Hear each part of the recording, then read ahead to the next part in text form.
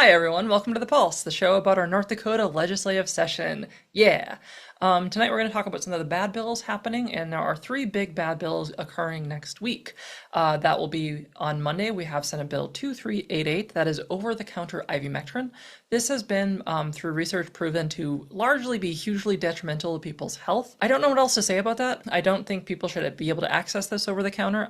Even if we give people personal liberty or freedom to access this, they can also give it to their kids, which is, I don't know, like treating something with bleach. You shouldn't do it at a certain point. Remember when we used to protect kids from things? I don't think there's anyone on the fence about ivermectin. I think either you will die defending your right to take it, or you are aware that you shouldn't.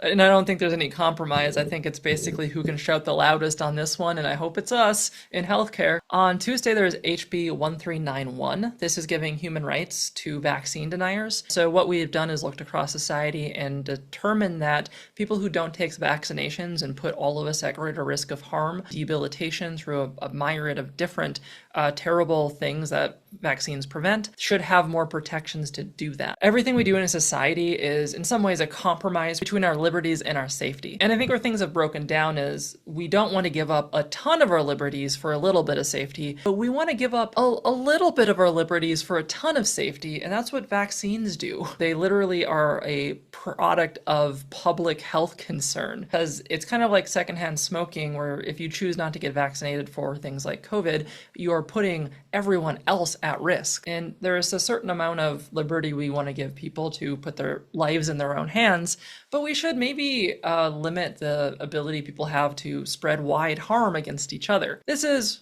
my opinion as someone who works in healthcare and cares about healthcare things, data and research and public health and risk factors and protective factors and keeping people alive. That's why I care. I'm not saying I'm objectively right about this or this is the reality we have to follow. I think society is a conversation about these compromises. And I think that we're moving far, far, far way too into the anarchy society that no one benefits from. I hope that we can step back and continue to trust doctors are not nefarious actors attempting to put weird things into you or your kids. Like, why would that be the case? Why are people looking at vaccines? Like, let's put some Captain Crunch in there and see if we can get super soldiers. Like, I try to be fair, I really do, but this is so absolutely terrible. There's a reason we develop knowledge and wisdom and research and data. There's a reason we have people that we've trained for decades tasked to making sure we're good as a society in public health.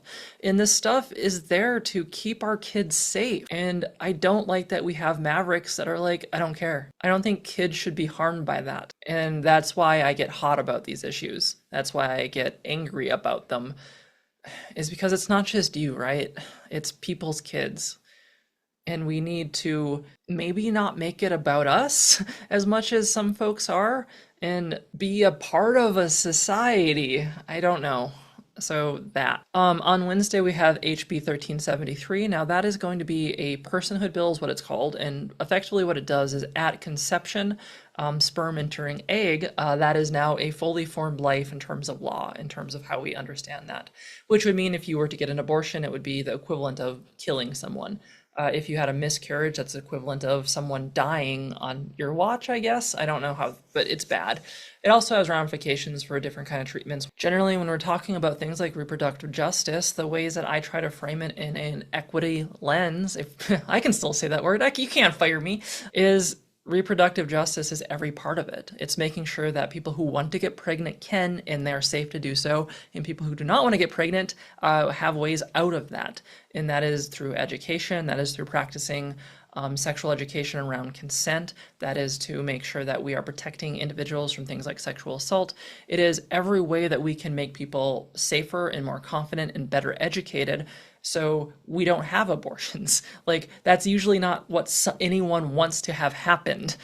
So putting everything into our systems to allow the most agency, freedom, choice, and protections as possible is the direction that we should head in. And trying to criminalize certain actions or activities that don't really help, but tend to actually harm the individuals involved, doesn't really get us there. That's the things I tend to default to on bills like this. There's a lot of bills. These are the bad bills that I'm following. I talked about good bills on Friday. You can check those out. All those will be heard across this week. You can keep following me for bills that I think are increasing harm for one reason or another, or you can let me know if I haven't put it on there, what to put on there. I also have a lot of bills I'm kind of loosely following because I think they won't pass or they're not totally tied to harm reduction like I have for my suicide prevention stuff. There's like 1,000 bills and I'm like tracking like 100 of them. So I don't know, keep me informed. I'm as good as the information I have access to. Hopefully you find this kind of stuff useful, but you can testify for all the bills I mentioned tonight, and you should if you care about them, because I do believe in a representational democracy, which is the people who show up. And if you're not showing up and you just have the vibes about these things, no one else is going to know your vibes. So yeah, that's what I got for you tonight. Yay democracy. See you tomorrow.